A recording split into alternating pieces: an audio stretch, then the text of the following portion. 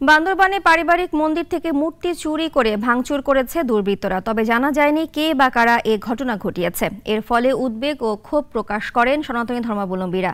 বান্দরবান থেকে আকাশ মারমার পাঠানো তথ্যচিত্রে অলিউল রনের রিপোর্ট।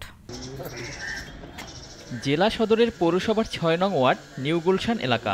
এখানে ৪তলা ভবনের ৩য় তলায় অনেকদিন ধরে বসবাস করেন সনাতন ধর্মাবলম্বী পরিবারটি। ধর্মীয় কার্যাবলী করার লক্ষ্যে বাসার ছাদে স্থাপন করেন মন্দির। নিয়মিত চলত পূজা অর্চনার কাজ। মঙ্গলবার রাতে মন্দির থেকে ২টি মূর্তি চুরি করে ভাঙচুর করে দুর্বৃত্তরা। ঘটনাটি সামাজিক যোগাযোগ মাধ্যমে ছড়িয়ে গেলে জেলা জুড়ে শুরু হয় তোলপাড়। গতকাল পূজা শেষে ঘরটি বন্ধ করে রেখে যান ভক্তরা, কিন্তু সকালে পূজার ঘর খুললে কৃষ্ণ ও রাধার ২টি মূর্তি না দেখে খোঁজাখুঁজির পরে ভাঙা অবস্থায় বাড়ির নিচে একটি পুকুরের পাশে দেখতে পান বাড়ির বাসিন্দারা। এমন ঘটনায় ক্ষোভ জানান সনাতন ধর্মাবলম্বীরা।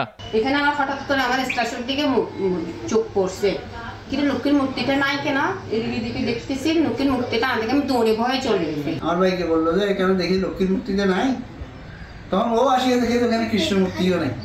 ওরা বলতেছে এখন ডিলেট করে দেন, আমরা আমাদের যথাযথ চেষ্টা করছি, দুষ্কৃতিকারীদেরকে ধরা হবে। প্রশাসনের সর্বোচ্চ চেষ্টা করব, অনুরোধ রাখবো যাতে সুষ্ঠু বিচার হয়। তবে ঘটনাস্থল পরিদর্শন শেষে দোষীদের আইনের আওতায় আনার আশ্বাস আইন শৃঙ্খলা বাহিনীর। এই কাজ যে বা যাহারাই করে থাকুক না কেন, আমরা তাদেরকে শাস্তির আওতায় আনবো এবং তাদেরকে খুঁজে বের করে আইনের কাছে সুপর্দ করব তাদেরকে। সুষ্ঠু তদন্তের মাধ্যমে কঠোর শাস্তির দাবি স্থানীয় এলাকাবাসীর। অলিউল রনি, নাগরিক।